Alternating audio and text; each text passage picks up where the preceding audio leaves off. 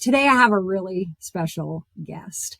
So my friend Marc Powell, he is somebody that I've known for a little while, but he's from my hometown of Richmond, Virginia, which means we've met in person and he knows people that know me in person too. And this is really cool for me because every guest that I have had on the Raw Rewire has been somebody that I've met online, somebody that's inspired me on TikTok, somebody that I've felt like people could learn from their experiences. And to have someone that I know that's from my hometown where I spent 37 years of my life just feels very, very like full circle. And so I'm super stoked to have him here. And his story is also going to help people. So I want to take a minute just to introduce Marc and bring him on, and then we're gonna launch into it. Marc, thank you for being here. This is like so freaking cool. Thank you. Quite welcome. It's an absolute honor and a privilege to be on your program. Thank you. Thank you. So one of the other cool things that we're going to get to later in the episode, Marc's a literal rock star in my mind, in my eyes. He is on stage. I know he's shaking his head right now and he's like, oh my God. But he frontlines this really, really amazing band. And I really think they deserve a spotlight in here, and you guys need to go check them out. So towards the end, we're going to talk a little bit about his music and how it's affected his life and let you know where to go and find them. But first of all, I want to start out with, because I know a little bit about this story, right? And I wanted to bring you on here because I know the origin of somewhat of what kind of led you on this path that we're going to talk about today, right? It came from heartbreak. And I think a lot of times relationships and loss and heartbreak are some of the things that bring to the surface the things that we need to work on the most. One of the reasons why I'm no longer in Virginia was because of a very nasty relationship that I ran away from and didn't deal with after that heartbreak. I kind of just disappeared and went and hustled and just dug myself into the dirt trying to recover from that. And where Marc and I differ in that story is that Marc realized he needed to feed back into himself in some way. Whether he realized it at that moment or not, that's exactly what he did. And so I'm going to stop talking and let him just kind of launch into what this is, because I know everybody here is so confused. I haven't even really talked a lot about what this experience was for him. But nobody tells it better than him. So Marc, take the stage, man. Tell everybody what I'm talking about. Well, I would say what really spawned this conversation was my study of Sun Tzu's The Art of War. And like I said, this story was originated from heartbreak. But what I realized most is that there was much wrong in me that needed to be corrected. And, you know, a lot of that work had already begun prior to that moment. But, Sun Tzu's The Art of War wasn't something that I sought out after. It found me because I was already kind of doing a deep dive into, philosophy, mental health, certain ways to improve just overall interactions, and how I reacted to them specifically. Because, anybody that's known me for any period of time, they, know I'm a pretty gentle giant. Most of them would probably describe me that way. But I had to get a fierceness about me. And I had to kind of revert back to my early 20s mindset when I was in the military. And so when The Art of War kind of made its way into my YouTube feed, right there and, a few days after the things that happened occurred, I was on a drive, and right from the beginning, the speaker's voice was perfect. I was hooked, and it started a early Sunday morning tradition that lived for quite a while. And but the philosophies, I mean, sure, there's lots of tactical aspects that most people wouldn't grasp, or at least the average person. But more so the philosophies and tactics and ways to handle problematic situations, especially. But more than anything, what I had to do, is I had to return to discipline. I had to get myself together, and I had much purpose to do so, and I was successful in doing it. And so whoever's out there struggling, there's a way out, but you got to go inward first. Let me ask you a question. When the Art of War started coming across your YouTube, because I know you were drawn to it for the military aspect of it, the discipline aspect of it.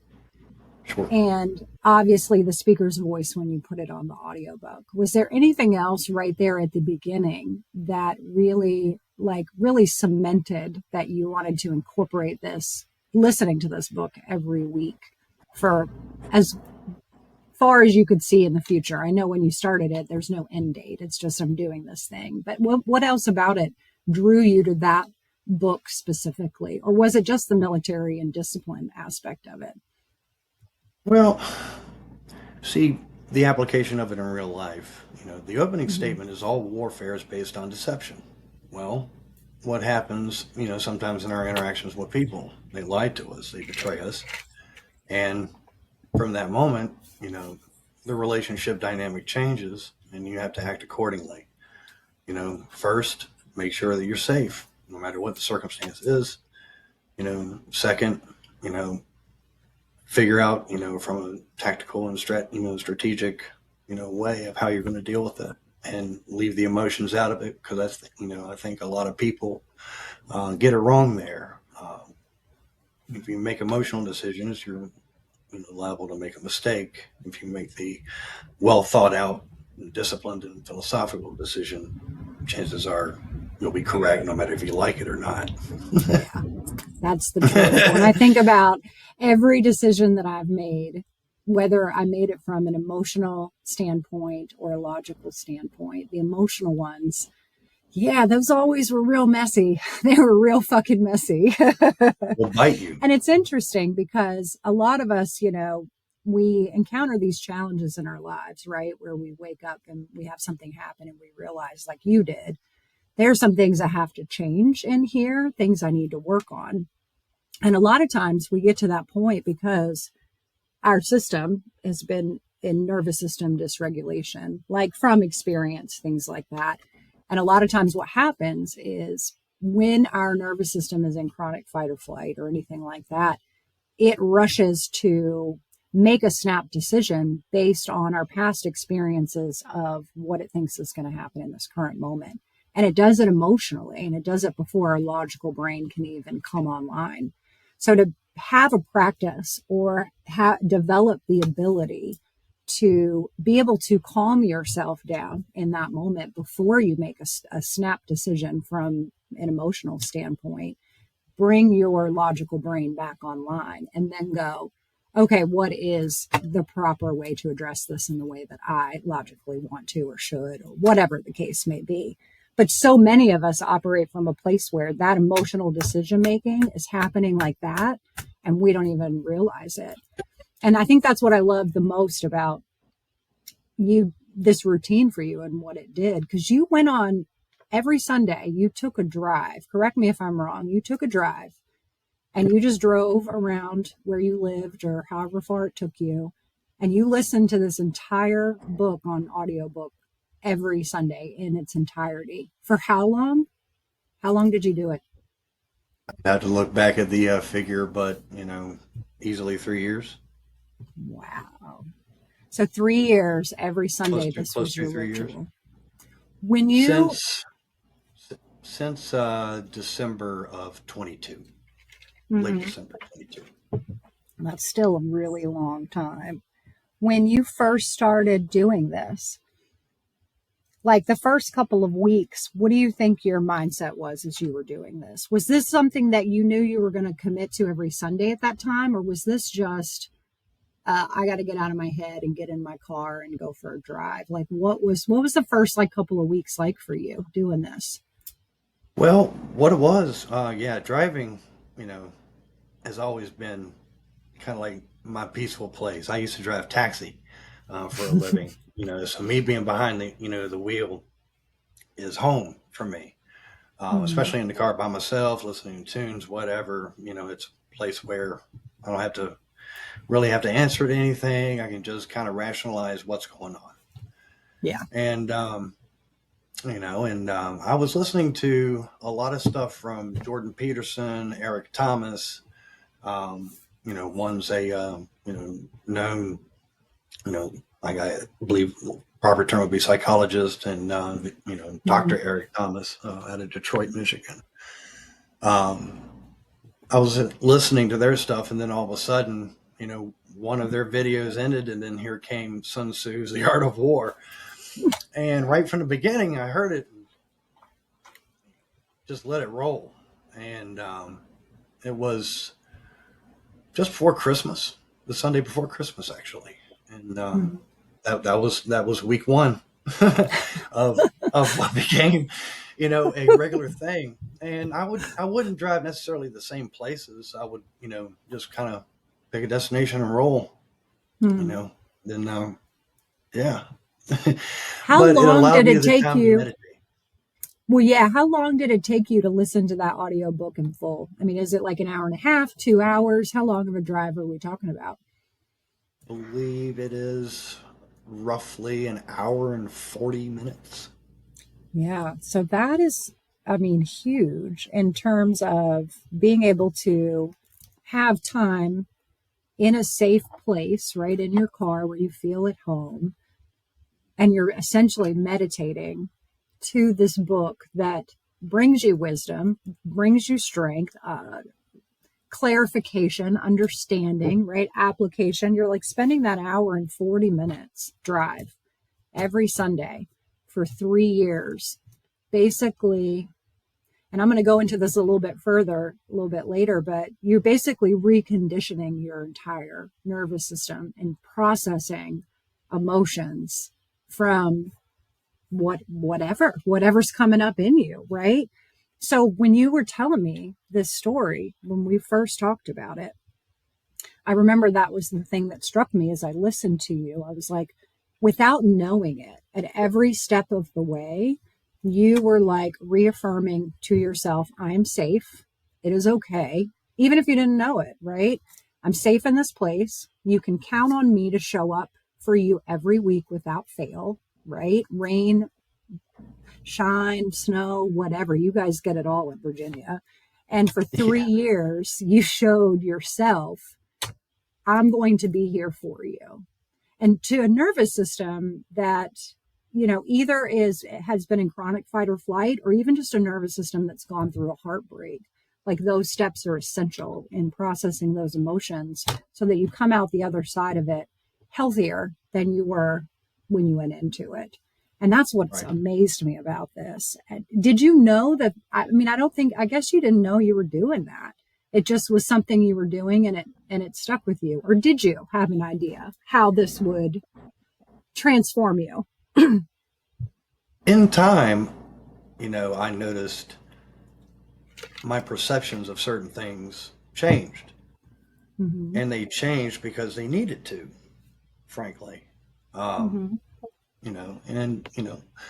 like I said, a lot of it was being introspective. What was wrong about my mindset that was causing failures in certain things, whether it be professionally, my handle of things economically, relationships, it's the whole gamut. So I really just had to, re-examine myself. And in life, sometimes you have to be your own superhero. You have to become a general. And Yeah. sometimes you're your own army. And you have to operate sometimes in that fashion to get through some of the most difficult times in life. And you know I'm in my late 40s. I'll be 50 this month. So you know for me to encounter some of the things I've encountered, there really wasn't any excuse for it. you know Mm. and So I realized that, much change was needed. And I also had certain things that had to be done, in order to, care for my dad. Um, and also, more than anything, look out for, my own self as well, for the first time in a long time, Mm-hmm. because I've always, been a very selfless person.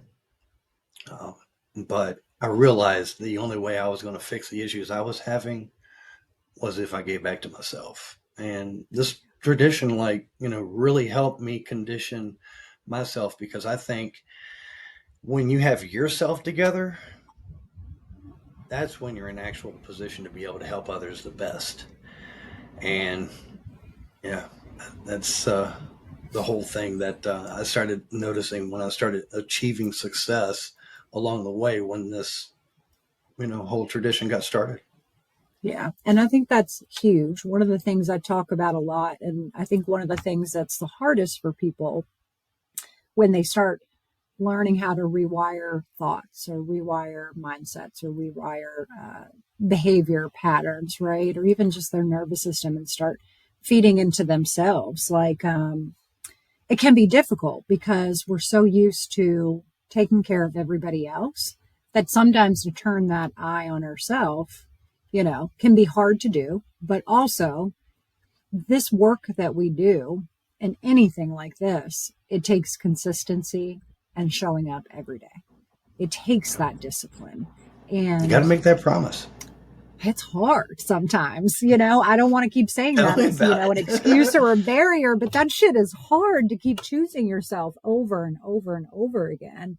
And I love that, that you took the route of, pulling on your military roots and knowing what that discipline was going to do in the long run, having that base understanding and then going, okay, this is the thing that I'm going to apply to my life right now. And we're going to go with it and see where it leads.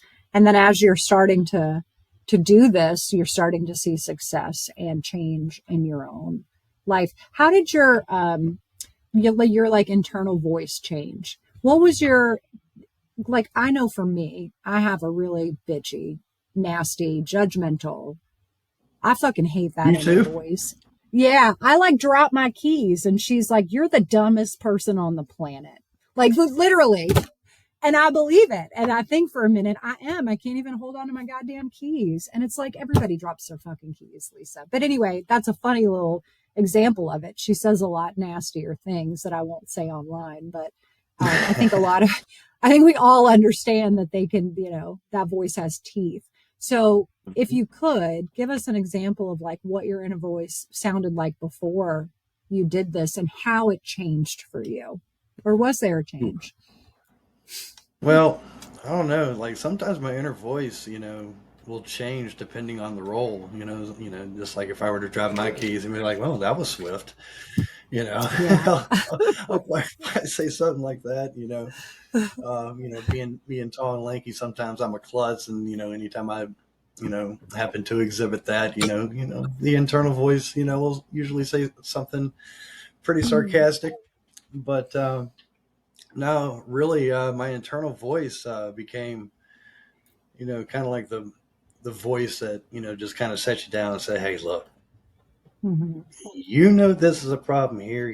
This is a problem here. This is a problem here, and this is a problem here. Yeah. You need to fix these. Yeah. I know it ain't easy to fix, but it's got to get done." Yeah. Like, And come on with me. It's okay. We're going to do it, but we got to do it, kind of like that. well, it's a step by step approach, and one of the things I learned from Jordan Peterson is like the best thing to do is take the small incremental steps. It's like, what can I fix today? Because we're only given one day at a time. You know, from the time you wake up to the time you go back to sleep to get accomplished whatever it is you're going to be able to accomplish for that day. Mm, And the more structured you are in your routine, the more successful odds are you're going to be. That mm, that's disciplined mindset. Of course, there's always going to be things that wreck the day. yeah. But where the law of war comes in, it's like, all right, well, what are those situations? How are you going to respond to them? And it really kind of, you know, instilled my, inner voice a little bit more confidence, in the answer back, because Mm-hmm.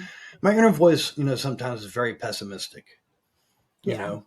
I mean, he's analytical. He'll point out every flaw to the nth degree. But Mm-hmm. at the same time, there's the other side of my voice, that's like, yeah, I'm aware of those flaws. Yes, some of them, Mm-hmm. some of them are, not necessarily flaws, but unperceived advantages.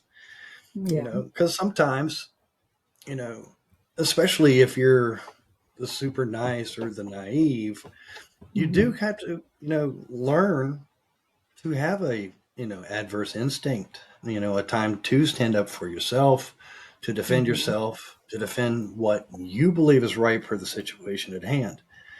And a lot of us let ourselves down, in that regard. And I certainly Mm-hmm. was guilty of that. Yeah. I love that when I was listening to you talk about your inner voice, it sounds like you've been able to kind of pull the attachment away to from what that inner voice is saying. Because that is definitely something that is incredibly helpful when we're trying to rewire our thought patterns, is to just observe your thought and not attach another thought or emotion to it. It's like, yep, that's a thought. Yep. Yeah. It might, just like you did, that might be a flaw. It might be a unperceived advantage, but either way, I'm not attaching emotion to what you're saying. And that detachment Right. is huge in being able to quiet that inner voice, because it no longer has an effect, and you end up not spending as much energy combating yourself with that voice when it stops having an effect. I think that's huge. Um, and probably a very large part too of why you've had success and why you've changed from listening to this book. I think the thing I love about The Art of War, the impression I got when I started looking into it, was it's so much about, just like you've described, it's about, and you may have been the one that said this to me, it's about quieting the storm on the inside, right? Quieting what's going on in here so that when something goes on out here, it doesn't rock this boat. Like, you can stand firm and logically assess and then make smart decisions. Am I right in that? And Well, that's, mm, you touched on it perfectly when you talked about detachment. Now, yeah. detachment applies to decision making. All Hmm. right, because we're emotional creatures at the end of the day. And when Yeah. we see something that we know is terrible, you know, to have a heightened sense of emotion, at that time, is understandable. Hmm. What I had to get better at, and it's still a work in progress for me, believe me. The whole detachment thing. Yeah. Um, but it's something that you have to promise yourself that you're going to continue to work on, because that way you make less errors, you make less mistakes, and you handle things, more in a just and a sound way versus, the emotional, irrational way. And, so that was the main thing because, a general on the battlefield, if he, operates off of emotion, let's say it was a surprise attack that he wasn't prepared for, that unexpected variable that, comes out of nowhere. Um, you you can't lose it then. You just can't. Only thing you need to do, if retreat's the only call, then yeah, you retreat. You go disappear. You go regroup. You get your stuff together, and you come back. You Hmm. know, and that's But you part have of to, warfare, survival. yeah. But you have to be, like you said, out of that emotional place of making decisions and making logical decisions, because emotional will have you running right into death, instead of And going, hey, the smartest decision here is to fall back and assess and come back yeah, stronger later, you yeah, know. you may not want to, but Hmm. But it's going to keep you alive. that's right. I think about that. I think about that in certain situations in my own life where I had a choice, fight or retreat, and a lot of the times, I'm not saying that retreating is always the answer, because a lot of times you have to stand your ground and you have to fight for what you know is right, but Absolutely. again, looking at it from what place are you making that decision from? Are you really thinking it through, or are you just being emotional and not logical in it? And, that switch can be hard to make. And it requires a practice of going internally and being able to listen to yourself and control yourself, right? Becoming the master of your own internal chaos that's going on there. It involves a lot. And to be on a path of mastering that and having seen success in that is, I want to pat you on the back. And I don't say that lightly. I know that's kind of a silly thing to say, but like, that's big shit. And there's a lot of people that go through their lives and don't ever self-examine in that way, or they do, and they just don't make changes. They don't put the effort into figuring out, how can I change this thing within myself that I have control of? So there are men listening, take note, work on your shit, work on your shit. Is there a certain part in this book, a certain passage or quote that really stands out to you now after all this time of listening to it? Is there anything that's stuck up there that really affects how you operate today? Or I'm just your favorite quote? Well, my favorite is let your plans be dark and impenetrable as night, and when you move, fall like a thunderbolt. That's probably the most bold and provocative quote in the entire book. But the advice within that is don't telegraph your moves because your adversaries, if you have adversaries and enemies, are looking for them. If anything, maybe telegraph something that's not necessarily going on, because then when the surprise hits, it's like, oh, well, Yeah. that's how you win, and but that's not the only one. All warfare is based on deception. That one rings up there, and that's how the book opens. And the advice there is, people are going to lie to you. Act accordingly. People are going to plot against you. You need to act accordingly and be prepared. You yourself need to get better at discernment. That's something that I had to learn, and still learning today. And even as long as this tradition, it's still a work in progress. But I think, once you make the promise to yourself that you're going to continue to make a commitment to doing the right things, regardless of how they make you feel, that's totally the way to go. It's the only way to go. Yeah.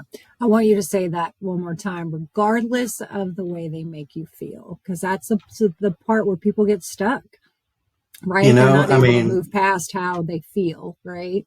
There's decisions I've made in my life, and, some of them snap decisions, where you're just like, damn it, but, you have to make the proper decision per the situation.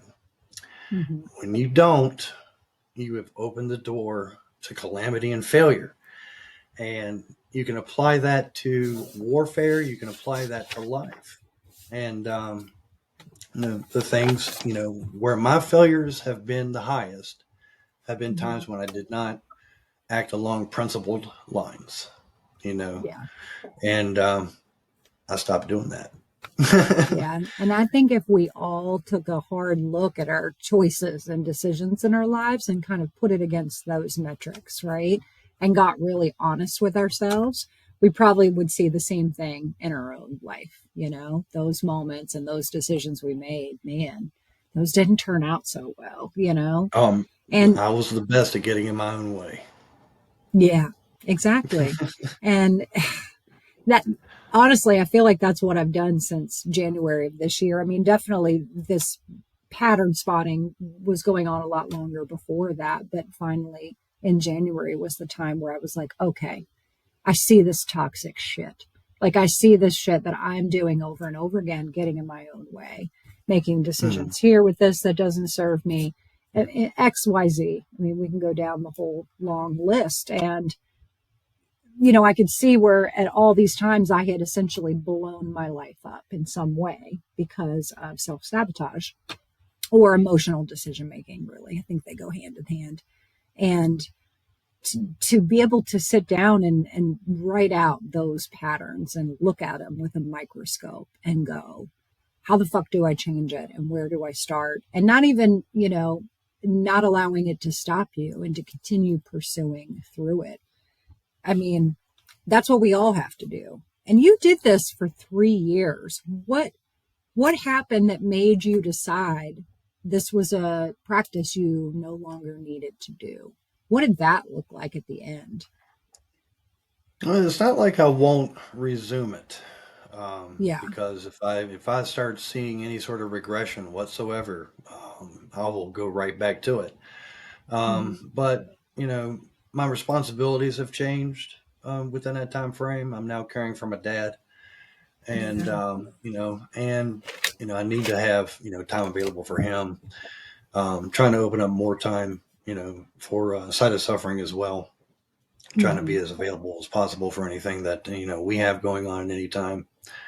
But as far as my decision to stop is because I feel in a lot of ways it served its purpose. Yeah. Um, I no longer think or operate in the same manner that I used to, especially when it comes to my interactions with people. Um, how I treat them, how they treat me, and what's appropriate to do per whatever the circumstance, whether it be professionally in romantic relationships or even friendships. Mm-hmm. Uh, Things are going to change at any given moment. With people, and sometimes you have to make decisions.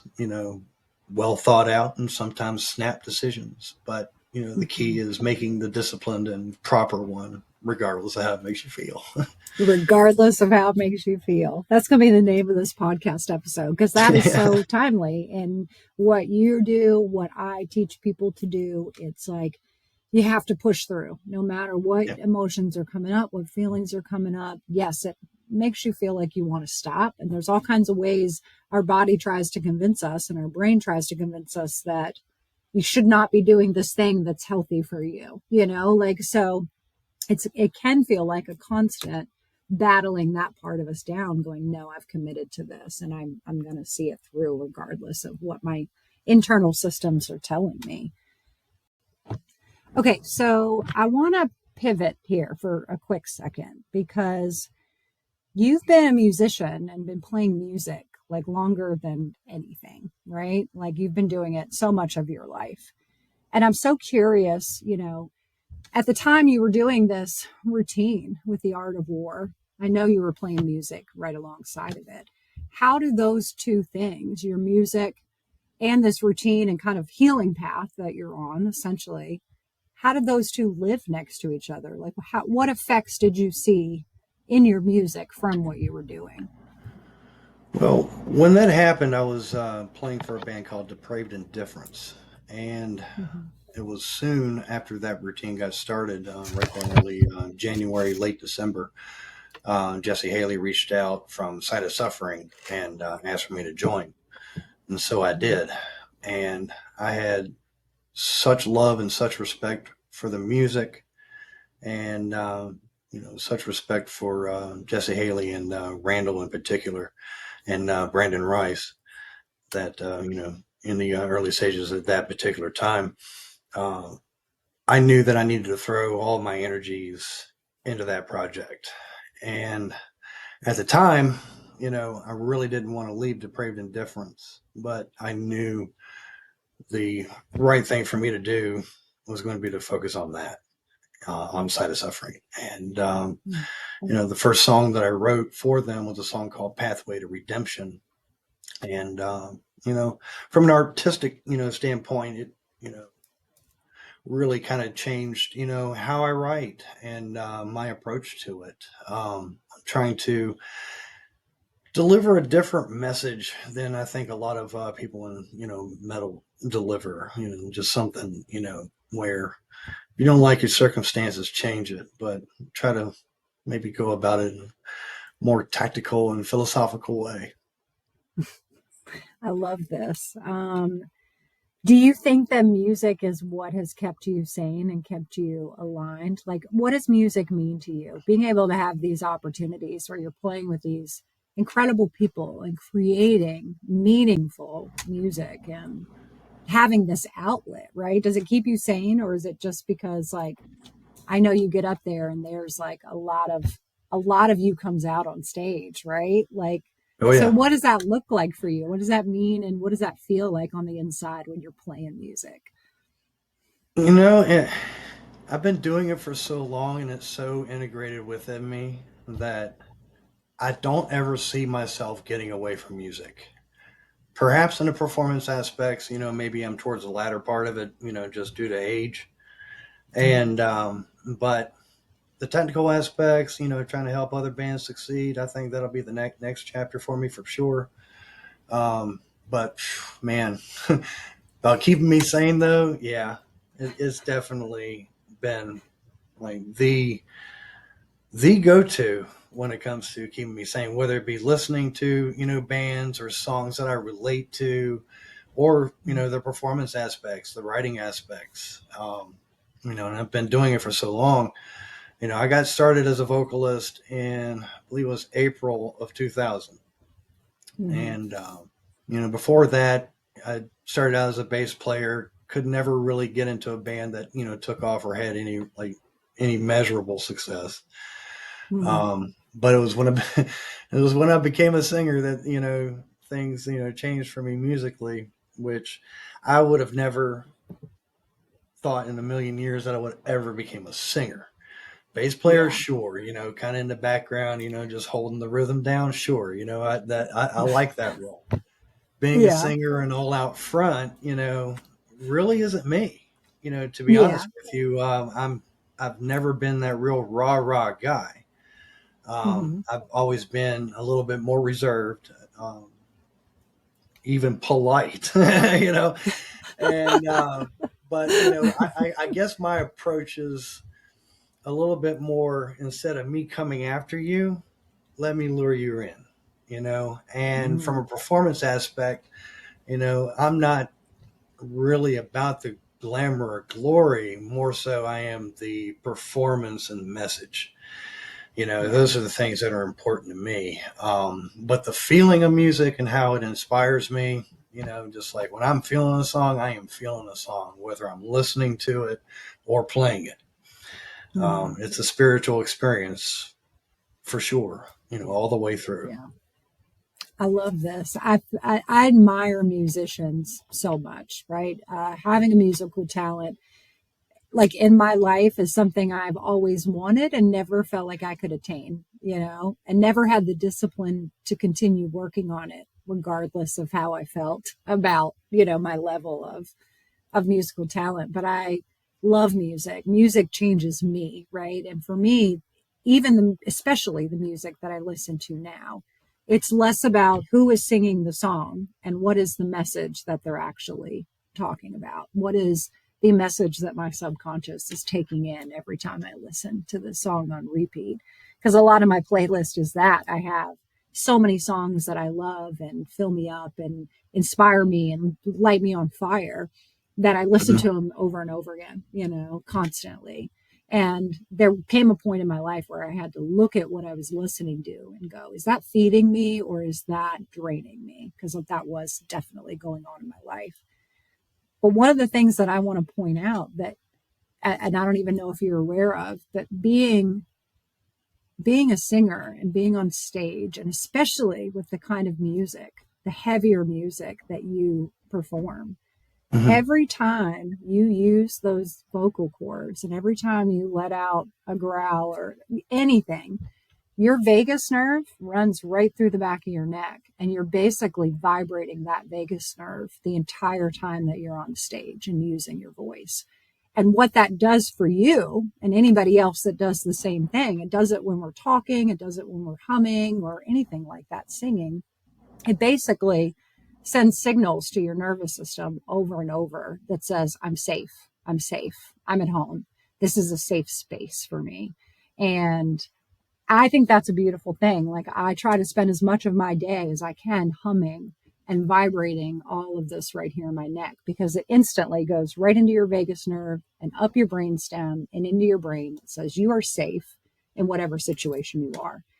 And a lot of what my followers deal with and what I deal with CPTSD and nervous system trauma is our brain constantly is telling us that we're not safe, even when we're just in the fucking grocery store, or driving down the road.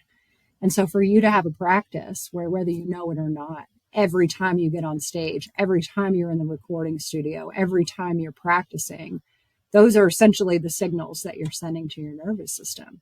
So it makes total sense to me to hear you say, I never felt comfortable being that front person.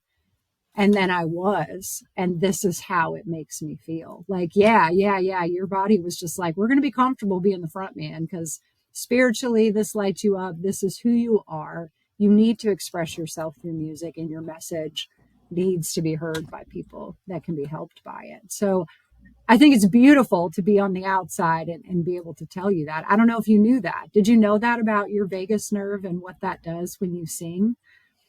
Well, this is actually my first time hearing about the vagus nerve. Yeah. um, Oh, man. yeah, yeah. So let's talk about it. The vagus nerve, real quick, it governs your entire nervous system, and it runs from your brainstem all the way down to your gut. And so basically it controls your entire fight or flight system. So in any moment when your body feels like it's in danger, that system is what takes over and keeps you alive, essentially. To give you like the brief overview, there's a lot more science behind it, but basically that's why it's so important for us to look at the state of that nervous system and go, what is going on there? Why is it happening? And what can I do to reinforce a better way of handling myself? And a lot of that mirrors exactly what you did with the art of war. It's the introspection. It's the giving yourself a space to feel safe, showing consistency to yourself and not relying on anyone else around you to show you that safety. Like, you have to create it inside. And so unknowingly, even though you don't know anything about the vagus nerve or how that works within the nervous system, you're still doing things in your life that support it. And I think this is what's beautiful and amazing about our bodies, is because when I first started learning about this stuff and started putting the pieces together and then looking at my past, I realized there was a lot of stuff that my body would automatically kind of lead me to that I didn't realize till much later was it was to soothe something or repair something on that nervous system based on what was going on inside. So it like blew my fucking mind when I started putting these pieces together in early January. And it's what led me to go on TikTok and be like, did y'all fucking know this shit? I didn't know this shit. Why are we not talking about this? Because it affects so much of how we operate in the world when that nervous system is in dysregulation. And it's not pretty if we're not aware of it. Like, when you talk about making emotional decisions, like, that's all we do when we're in that state, yeah. because we think we're in danger and a tiger's about to eat us, even though we're just paying our fucking bills. So, Well, sometimes, you have to go into what I call assessment mode. In the mm-hmm, military, there was a certain thing called an after action review. mm-hmm, And basically, that's, you taking, the thought process, taking the time to kind of disassemble everything like it was an investigation type scene. Is like, all right, what happened here? Who was at yeah, fault? How much of it was my fault? Where were my liabilities? Where were my weaknesses? Where was I good? Where was I not? yeah, And applying that to, to regular life, and when you're right, if you're dysregulated, you're not going to make the right decisions. You're going mm-hmm, to get into these, repetitive cycles, where you're always coming up disappointed, yeah, sometimes injured, mm-hmm, so, your ability to discern, not just, what's outside, but also what's going on inside, because, part of root work is addressing the darkness within you, and you mm-hmm, need to satisfy that root work in order for, the the tree, to truly bloom. And, it's that introspective, work. And something else that you touched on as far as the performance aspect, that tingling sensation that you get when you're performing music. I just kind of went off on a tangent there, but I wanted to No, touch on no, I it as you love were talking this. earlier. You were talking earlier I on it. love it.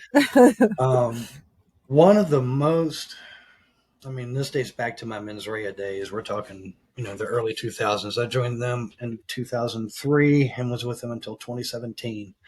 Got Mhm. to, tour the entire country, uh, multiple times with them.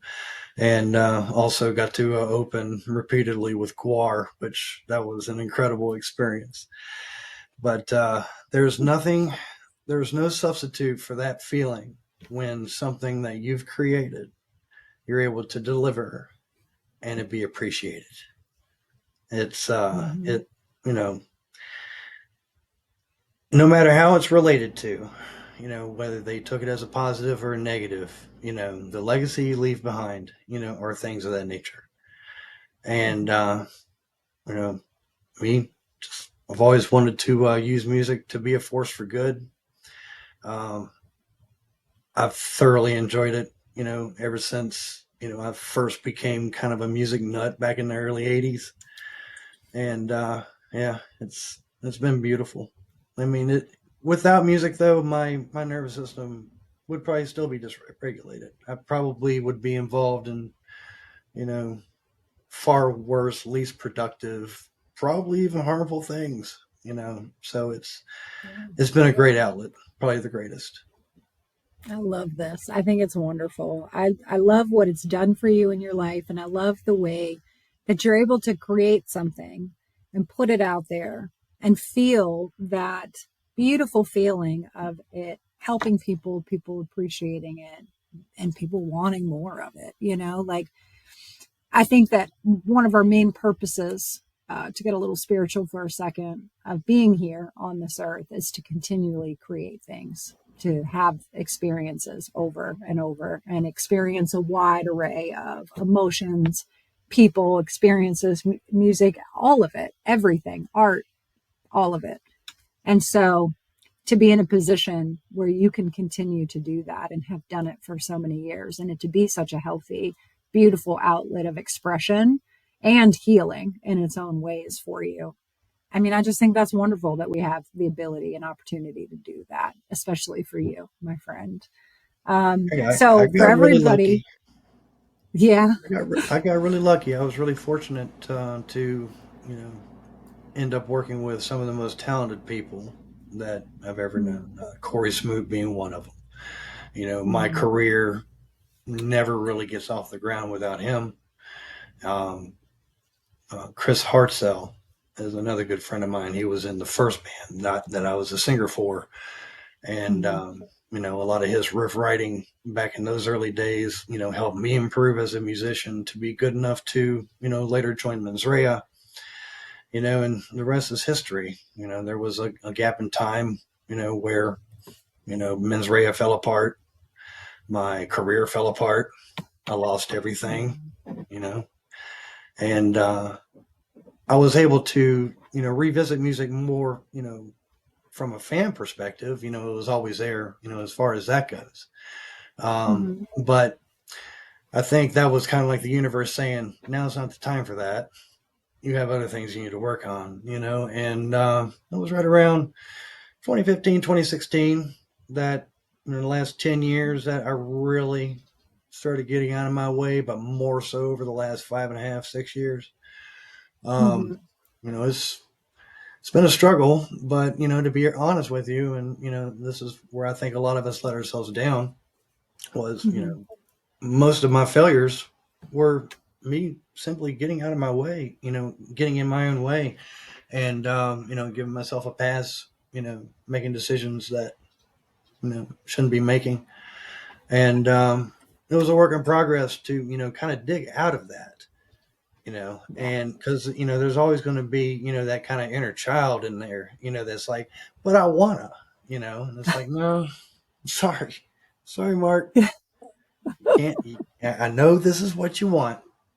I know this is what you think would be best, but Mhm. you still have to do what's right. Yeah. And, I think as long as anyone, regardless of what you're dealing with, uh, sticks to that and stays beholden to that, you're going Mhm. to see, your interpersonal relationships, not just, your relationship with yourself improve. The way you treat yourself will improve. And the success that will come of it, will be undeniable. Yeah, I agree with you. And this aligns so perfectly too with anytime you're working on yourself and rewiring thought patterns, behaviors, whatever it may be. A lot of times, because it's later in life that we realize, hey, we've got to do something about these things that we're now noticing. Oh, yeah. You know, that behavior or that thought pattern has created such a deep neural pathway in our brain. Our brain likes to make things efficient. And so when it sees we've done a behavior over and over again, it automates it, and it says, okay, you like doing this. I'm going to automate it. And I'm not going to even make you spend a lot of energy on it, but you're going to keep doing it. And it digs these grooves in. Like, this is the vision I have in my head, is like an old wagon that's going down a dirt road, and has every day for years, right? Mhm. Going down the same dirt road in the same direction towards the same behavior or mindset. And these wooden wheels have just dug this like deep groove in the road. And when you start shifting and you start going, no, you know what? I don't want to go right anymore. Right leaves me to chaos and pain, and fuck that. And you go, I'm going to go left. Well, every time you go left for quite a long time, you're feeling like you're going to bump yourself right out of that fucking wagon, because you've got to go over all these deep ruts and work hard to veer it off over time. But what I wish people, and the message I wish people could see, and the one I hope to spread is, yeah, it feels like shit at first. And a lot of times it feels like your efforts aren't even making a difference in what you're trying to change, but those changes stack up over time. Every time you're consistent with it, every time you give yourself grace, every time you don't shame yourself for going that behavior pattern that's been stuck in you for so long. You just have to keep coming back with grace and going, it's okay, we're doing this. Not long after that, depending on how deeply ingrained that behavior pattern is, you will start to see success and see changes within yourself when you have the consistency and discipline to stick with it. And I hope people have heard that in our story today. Like, you've lived that, right?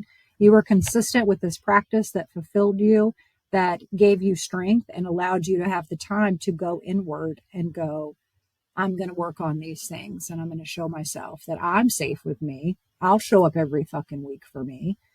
And then it had changes in your life. And I think this is so important, because, like, just don't fucking give up. Even if you think you're not seeing the changes, you've got to keep going every day. And before you fucking know it, you're going to wake up and you're going to be like, oh shit, I'm handling shit differently. I'm thinking differently. I'm operating differently. And then that's when the whole fucking game changes, I feel like, when you start to see those incremental, things in your daily life that are shifting.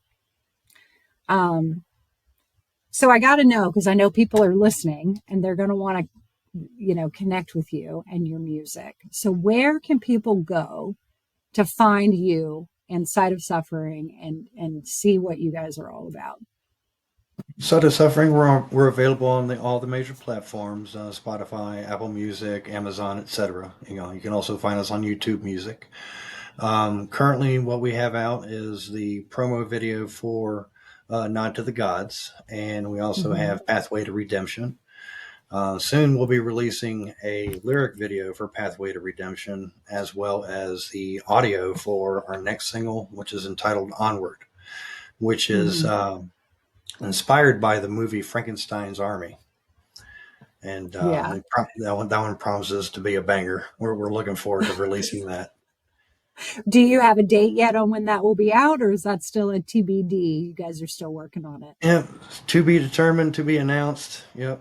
It's right now. Okay. It's as things based off of availability and time. We'll get these things out. But as soon as I have hard dates or any knowledge of that sort, I'll definitely pass that along.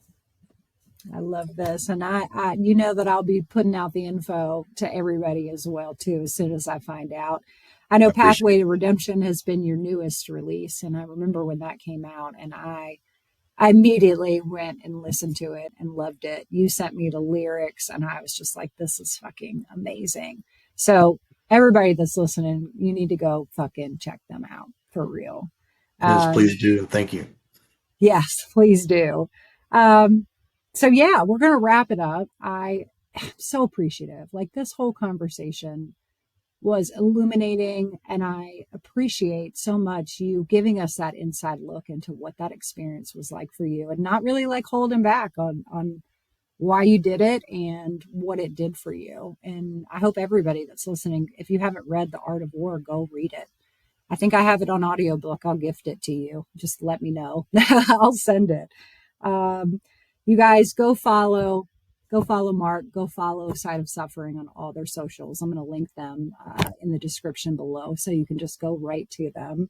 And you know the deal. You better like, subscribe, and share this podcast too, and send it to somebody that needs to maybe take a hard look at, discipline in their life and make changes. We all have changes we have to make. And I know we all know somebody that could benefit from a soft hug and a, hey, why don't you try something like this and see how it helps you? So, anyway, till next time, keep being the amazing fuckers that you guys are. I love y'all. Bye.